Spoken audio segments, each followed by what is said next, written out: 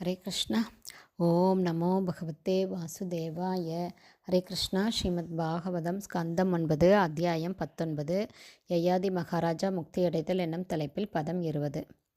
திருஷ்டம் ஸ்ருதம் அசத்புத்வா ந அனுத்யாயேன் ந சந்தி சேத் சம்ஸ்ருதிம் ச ஆத்மநாசம் ச தத்ர வித்வன் ச ஆத்மத்ருக். One by one meaning. திருஷ்டம் தற்போதைய வாழ்வில் நாம் அனுபவிக்கும் பௌதீக சுகம். ஸ்ருதம் இப்பிறவியிலோ அடுத்ததிலோ அல்லது ஸ்வர்க்கத்திலோ எதிர்கால மகிழ்ச்சிக்காக பலனை எதிர்பார்த்து செயல்படுபவர்களுக்கு உறுதியளிக்கப்பட்டுள்ள பௌதீக சுகம். அசத் அனைத்தும் தற்காலிகமானதும் தீமையுடையதும் ஆகும்.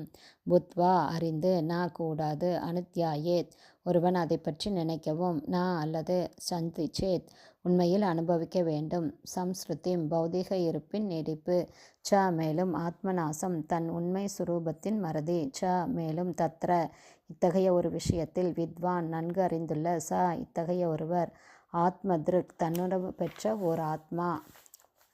டிரான்ஸ்லேஷன்.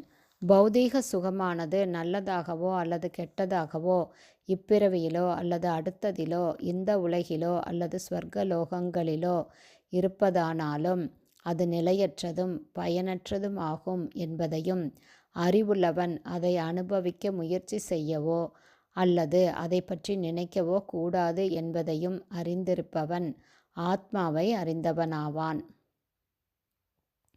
தொடர்ந்து பௌதீக இருப்பிற்கும் தனது உண்மை சுரூபத்தை மறந்திருப்பதற்கும் பௌதீக சுகம்தான் காரணம் என்பதை தன்னுணர்வு பெற்ற இத்தகைய ஒருவர் நன்கு அறிவார். பர்பட் பை ஷில பிரபாத். ஜெய் ஷில பிரபாத். ஜீவராசி ஒரு ஆன்மீக ஆத்மா ஆவான். ஜட உடல் அவனது சிறைவாசம் ஆகும். இதுதான் ஆன்மீக அறிவின் துவக்கம். தேகினோஸ்மின் யதா தேகே கௌமாரம் யவ்வனம் ஜரா ததா தேகாந்தர பிராப்திர் தீரஸ்தத்ர நமுஹ்யதி. உடல் பெற்ற ஆத்மா இந்த உடலில் சிறுவயதிலிருந்து இளமைக்கும் இளமையிலிருந்து முதுமைக்கும் மாறுவது போலவே மரணத்தின் போது வேறு உடலுக்கு மாறுகிறது. தன்னை உணர்ந்த ஆத்மா இத்தகைய மாற்றங்களைக் கண்டு திகைப்பதில்லை.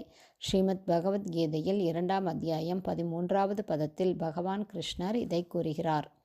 ஜட உடலின் சிறைவாசத்திலிருந்து விடுபடுவதுதான் மனித வாழ்வின் உண்மையான நோக்கம். யதா யதா ஹி தர்மஸ்ய கிளானிர் பவதி பாரத. தர்மஸ்ய கிளானி என்றால் ஒருவனது வாழ்வின் தூய்மைக்கேடு என்று பொருள். நம்முடைய இருப்பு இப்போது தூய்மைக்கேடு அடைந்துள்ளது. அதை தூய்மைப்படுத்த வேண்டும். மனித வாழ்வானது இவ்வாறு தூய்மைப்படுத்துவதற்காகவே உள்ளது. பௌதீக பந்தத்திற்கு காரணமான புற உடலின் சுகத்தை பற்றி நினைப்பதற்காக அல்ல. எனவே நாம் காணும் பௌதீக சுகங்களும் சுகம் கிடைக்கும் என்ற வாக்குறுதிகளும் நிலையற்றவை என்று இந்த ஸ்லோகத்தில் யயாதி மகாராஜா அறிவுறுத்துகிறார். ஆபிரம்ம புவனாலோகா புனர் ஆவர்த்தினோ அர்ஜுன. பிரம்மலோகத்திற்கே ஒருவன் உயர்த்தப்பட்டாலும் அவன் பௌதீக பந்தத்திலிருந்து விடுபட்டிருக்கவில்லை என்றால் அவன் மீண்டும் இந்த மண்ணுலகத்திற்கு திரும்பி வந்து பௌதீக இருப்பின் துன்பகரமான நிலையை தொடர வேண்டி இருக்கும். இதை ஒருவன் மனதில் எப்போதும் நிறுத்தி கொள்ள வேண்டும். இதனால் இந்த பிறவியிலோ அடுத்த பிறவியிலோ எந்தவித புலன் சுகத்தினாலும் வசீகரிக்கப்படாமல் இருக்க முடியும். இந்த உண்மையை முழுமையாக அறிந்தவன் தன்னுணர்வு பெற்றவனாவான். மற்ற அனைவரும் பிறவிச் சக்கரத்தில் சிக்கி துன்பப்படுகின்றனர்.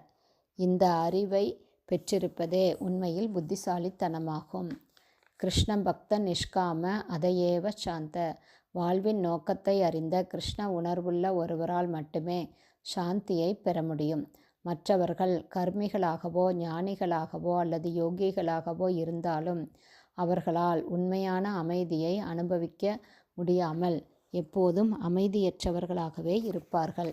ஹரே கிருஷ்ணா. ஸ்ரீமத் பாகவதம் ஸ்கந்தம் 9 அத்தியாயம் 19 யயாதி மகாராஜா முக்தியடைதல் என்னும் தலைப்பில் பதம் 20 ஸ்ரீல பக்திவேதாந்த சுவாமி பிரபுபாதாவின் விளக்க உரை இத்துடன் நிறைவடைந்தது. ஹரி போல்.